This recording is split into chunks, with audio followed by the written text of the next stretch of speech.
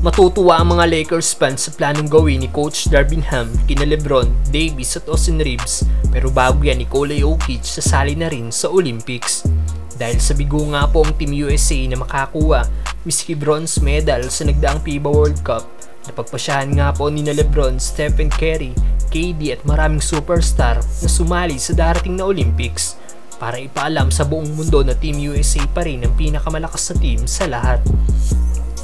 Kahapon nga lang po ay nag-commit na rin si Andrew Wiggins na sasali ito sa national team ng Canada. At ngayon nag-commit na nga rin po ang current finals MVP na si Nikola Jokic na sasali ito para sa national team ng Serbia. Kinonfirm nga po yan mismo ng Serbia's Olympic Committee President. Tsak mas lalong lalakas ang national team ng Serbia sa pagsali dito ng 2-time season MVP.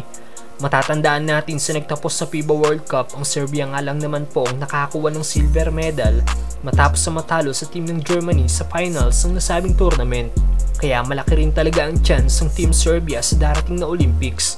Samantalang matutuwa ang mga Lakers fans sa planong gawing ito ni Coach Darvin Ham kina LeBron, Davis at Austin Reeves.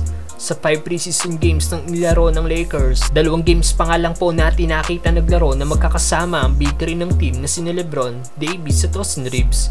At sa first 2 quarters lang sila pinapalaro. At ngayon matutuwa nga po ang mga Lakers fans sa planong gawin ni Coach Darvin Ham sa natitirang preseason game ng Lakers kontra sa Phoenix Suns. Ayon sa report ng Lakers insider na si Jovan Buha, sinabi daw ni Coach Darvin Ham na 3 quarters daw niyang paglalaruin ng big 3 ng team na sina LeBron, Davis at Austin Reeves. Meaning mas matagal nating makikita sa on-court action ng mga star player ng nasabing team. Sa 2 preseason game na inilaro ni Austin Reeves, solid numbers nga po ang ginawa nito kung saan nag-average siya ng 17 points, 2.5 rebounds at 2.5 assists per game, shooting 58% sa 3-point area. Mahaba pa nga pong magiging pahinga ng Lakers dahil ang magiging last preseason game nila laban sa Suns ay ngayong October 20 pa magaganap.